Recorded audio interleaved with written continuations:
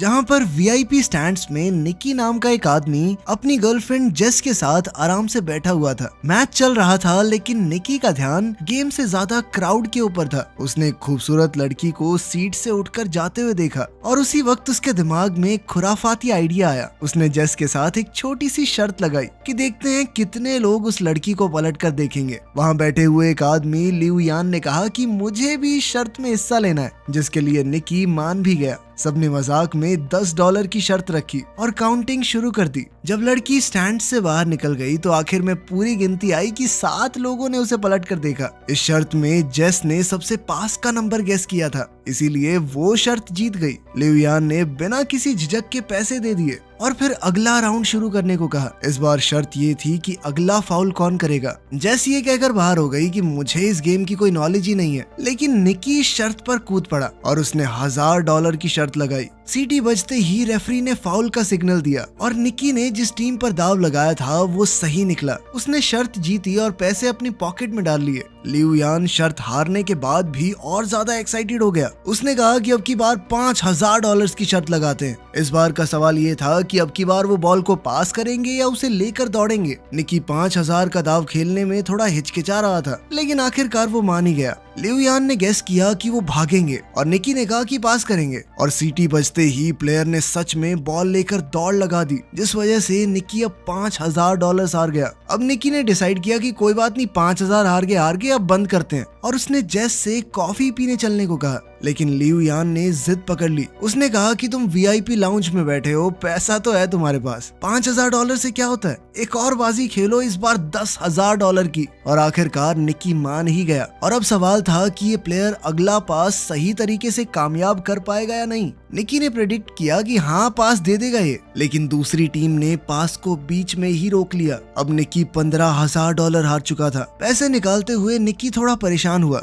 उसने थोड़ा सोचा और कहा कि चल इस बार 50,000 की लगाते हैं। ये सुनकर जेस चौंक गई, लेकिन निकी गुस्से में दिख रहा था। इस वक्त किस्मत उसका साथ नहीं दे रही थी। वो अगली शर्त फिर से हार गया, जिसके बाद उसे 50,000 और देने पड़ गए। अब जेस ने उसे तुरंत रुकने को कहा, लेकिन निकी के ऊपर उसका गुस्सा और ईगो भारी पड़ गई। उसने बिना सोचे समझे अगली शर्त लगा दी $1,00,000 की। लिऊ यान ने मजाक उड़ाया और कहा कि तुम्हारे पास इतने पैसे हैं भी। निकी ने बिना कुछ ज्यादा कहे कैश का पूरा एक बंडल टेबल पर फेंक दिया। इसके बाद तो लिऊ यान भी एक्साइटेड हो गया। अब निकी ने शर्त लगाई कि अगला पास देखना इंटरसेप्ट हो जाएगा, पूरा नहीं होगा, लेकिन इस बार पास कामयाब हो गया। निकी ने अब लाखों डॉलर्स का नुकसान उठा लिया था। अब वो समझ नहीं पा रहा था कि इस मुसीबत से कैसे निकलूं। उसकी इस हरकत से जेस भी बहुत हैरान थी, लेकिन अब गेम बहुत ज्यादा तगड़े लेवल पर पहुंच चुकी थी। निकी ने कहा कि मेरे पास $1 मिलियन बचे हैं, पूरी शर्त लगाते हैं, देखते हैं कौन जीतेगा। इस बार ताश के पत्तों से फैसला होगा। लिऊ यान लगातार जीत रहा था तो अब वो खुशी से पागल हो रहा था। उसने निकी को एक एटीएम मशीन की तरह देखना शुरू कर दिया।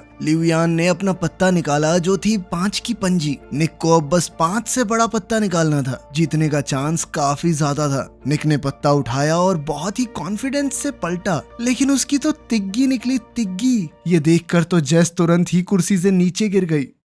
निकी ने जब गेम स्टार्ट की थी तो सिर्फ $4,000 लगाने का मूड था, लेकिन अब तक वो $1 मिलियन से ज्यादा हार चुका था, यानी लगभग 9 करोड़ रुपए के करीब। इस शर्मनाक हार के बाद उसके पास कहने को कुछ नहीं बचा था, तो उसने चुपचाप जेस का हाथ पकड़ा और उसे बाहर ले जाने लगा। उसका मन बहुत दुखी था, लेकिन लिऊ यान अभी भी उसे और चिढ़ाने लगा। उसने कहा कि यही होता है बेटे उस्ताद के साथ खेलने का नतीजा। निकी ने रुककर एक और शर्त लगाई $2 मिलियन की। अब आइडिया थोड़ा नया था। निकी ने चैलेंज दिया कि लिऊ यान किसी भी रैंडम प्लेयर को दूरबीन से चुन सकता है और अगर निकी ने उसका जर्सी नंबर सही से गेस कर लिया तो जीत उसकी। लिऊ यान इस बात से थोड़ा कंफ्यूज हो गया। उसने कहा कि ये तो भाई दिमाग पड़ने वाली बात हो गई। उसे लग रहा था मानो निकी अपने पैर पर खुद कुल्हाड़ी मार रहा है। उसे थोड़ा शक भी था कि कहीं निकी कुछ चीटिंग तो नहीं कर रहा। उसके शक को दूर करने के लिए निकी ने कहा कि चल मैं गेस भी नहीं करता, इस बार जेस करेगी गेस।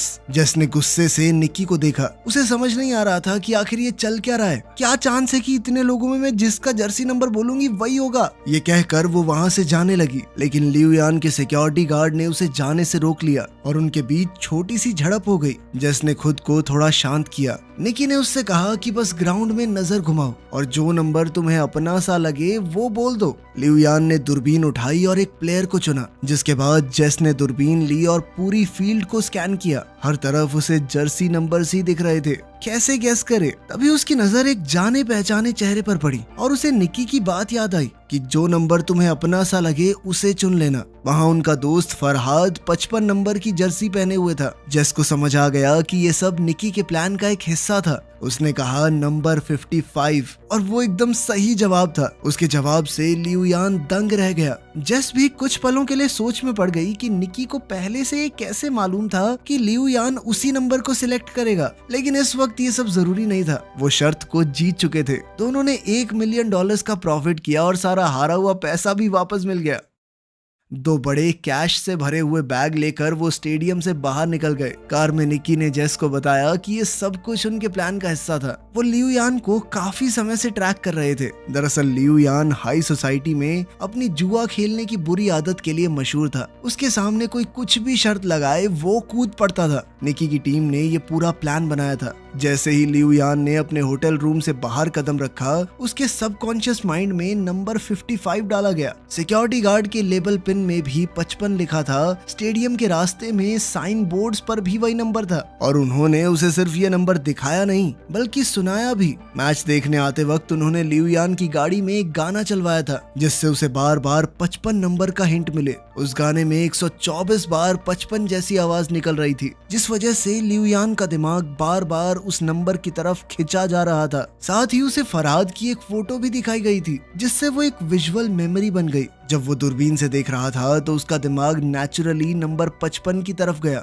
और जेस ने फरहाद को देखते ही 55 कह दिया। जेस को पहले से कुछ भी इसलिए नहीं बताया गया था ताकि इस पूरी गेम के दौरान उसके एक्सप्रेशन बिल्कुल असली रहें, ताकि किसी को भी उन पर शक न हो। ये सब सुनकर तो जेस निकी से पूरी तरह इम्प्रेस हो गई। इसके बाद कहानी कुछ दिन पहले जाती है। कुछ दिन पहले की ही बात है। निकी एक कमरे में बेड पर था और उसके सर पर एक आदमी ने बंदूक तान रखी थी। उसके पास में ही जेस बैठी थी, जिसे वो बस कुछ ही दिन पहले मिला था। ये साफ दिख रहा था कि निकी को किसी ने अपने जाल में फंसा रखा है, लेकिन उसके चेहरे पर डर का नामो निशान नहीं था। उसने सीधा कह दिया कि मेरे पास एक भी पैसा नहीं है, अगर गोली चलानी है तो चला लो। गन वाले आदमी ने उसके रिएक्शंस को समझा और तुरंत पहचान गया कि ये आदमी खिलाड़ी है, हमसे बड़ा ठग है ये। और उसका अंदाजा बिल्कुल सही था। निक एक बेहतरीन ठग है जो कि छोटी मोटी चोरियां करता है, वो भी बहुत सफाई से। जेस ही उसे फंसाकर इस कमरे में लाई थी, तो उसने जेस के अंदर एक नेचुरल टैलेंट देखा। जेस उस वक्त तक कुछ नहीं समझ पाई थी। खैर, जब वो बंदूक वाला आदमी चला गया तब निकी ने जेस से कहा कि तुम्हारे पास एक गिफ्ट है और अगर तुमने लोगों को ठगने की अपनी इस ताकत को अच्छे से तराश लिया तो सारी जिंदगी बैठ के खा सकती हो। निकी ने कहा कि हमारा तो पारिवारिक धंधा ही है, मेरा बाप, उसका बाप सब ठग थे, वो पुश्तैनी ठग है। हर ट्रिक, हर एक चाल उसके लिए एक गेम थी। जेस ने बिना समय गवाए थोड़े पैसे निकाले और कहा कि मैं आपसे सीखना चाहती हूँ। निकी ने भी समय बर्बाद करना जरूरी नहीं समझा। बाहर जाते वक्त भी निकी ने जेस की एक अंगूठी चुरा ली थी और उसे पता तक नहीं चला था। जब तक जेस समझ पाती कि हुआ क्या है तब तक उसकी घड़ी भी गायब हो चुकी थी और जब उसने हैंडबैग में घड़ी रखी तो निकी उसका वॉलेट निकाल चुका था। इन सारे कारनामों के बाद निकी ने कहा कि हाथ की सफाई, टाइमिंग और थोड़ा सा स्टाइल, बस यही चाहिए इस काम में। उस दिन निकी ने उसे गुड बाय के अलावा कुछ और नहीं कहा।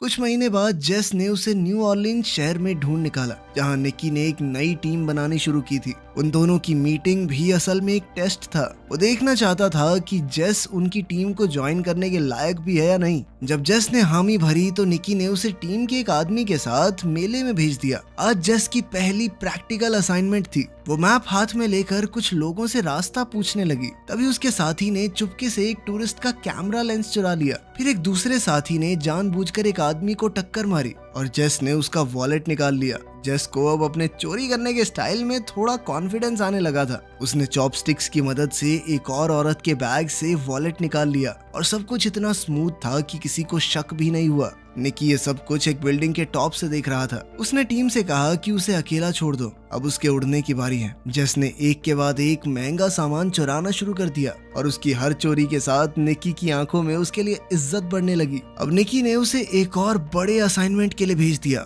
इस बार ये एक हाईटेक फ्रॉड था। खास तरह के लेंसेज की मदद से वो लोग दूसरों के पत्ते देख सकते थे और फिर अपने ओपोनेंट्स को आसानी से हरा देते। यहाँ पर क्रेडिट कार्ड चुराने का सिस्टम भी चल रहा था। कार्ड को चुरा कर चुपके से एक टीममेट के पास भेजा जाता, जहाँ एक डिवाइस उसके डेटा को कॉपी करता और फिर वो कार्ड वापस उसी शख्स की पॉकेट में चला जाता। जब तक किसी को कुछ पता चलता तब तक पूरा अकाउंट खाली हो जाता। एक और ठगी का सिस्टम था, नकली एटीएम मशीन। जब भी कोई एटीएम से पैसे निकालता तो मशीन में उसका पिन अपने आप स्टोर हो जाता। फरहाद उस मशीन को चुपचाप हटाकर सारा डेटा ले जाता। सारे क्रेडिट कार्ड्स को अलग अलग कैटेगरीज में रखकर उनसे लग्जरी आइटम्स खरीदे जाते और आखिर में उनके डेटा को ब्लैक मार्केट में बेच दिया जाता। जेस ने एक दिन एक खूबसूरत नेकलेस देखा और पहन लिया, लेकिन निकी ने कहा कि इसे तुरंत उतार दो। उसने सख्ती से समझाया कि सारी चीजों को बेचना होगा, कुछ भी हमारा पर्सनल नहीं होना चाहिए। जेस पहली बार इतने बड़ी लेवल की ठगी देख रही थी।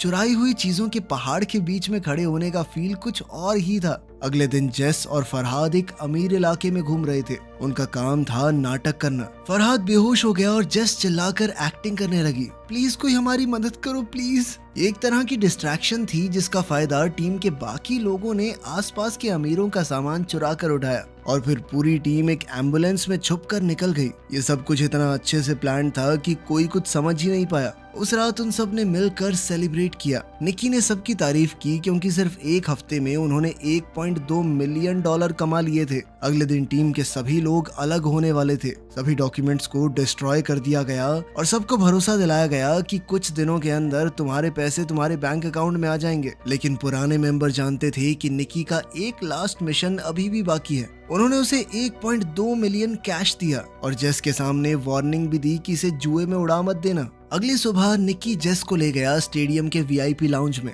उसने जेस के सामने पूरा तमाशा किया और उसे दिखाया कि कैसे कुछ ही मिनटों में हम $1,000,000 कमा सकते हैं। जेस उस वक्त तक निकी के थोड़े थोड़े प्यार में पड़ने लगी थी। उसे लगने लगा था कि वो निकी की गर्लफ्रेंड है, तभी तो वो उसे ये सब कुछ दिखा रहा है। लेकिन निकी ने शुरुआत से ही उसे बस ठगी के लिए ही अपने ग्रुप में शामिल किया था। जब सब कुछ खत्म हो गया तो निकी ने उसे $80,000 कैश दिया और आखिर में कहा गुड बाय। जेस ने उसकी तरफ देखा, उसकी आंखों में आंसू थे, उसका दिल टूट गया था। एक तरफ वो निकी से सच में प्यार कर बैठी थी, दूसरी तरफ उसे ये भी लग रहा था कि $80,000 बहुत कम है क्योंकि निकी ने अभी $1 मिलियन कमाए थे। लेकिन निकी की दुनिया में जज्बातों के लिए कोई जगह नहीं थी और जेस ने अब उसका असली रंग देख लिया था।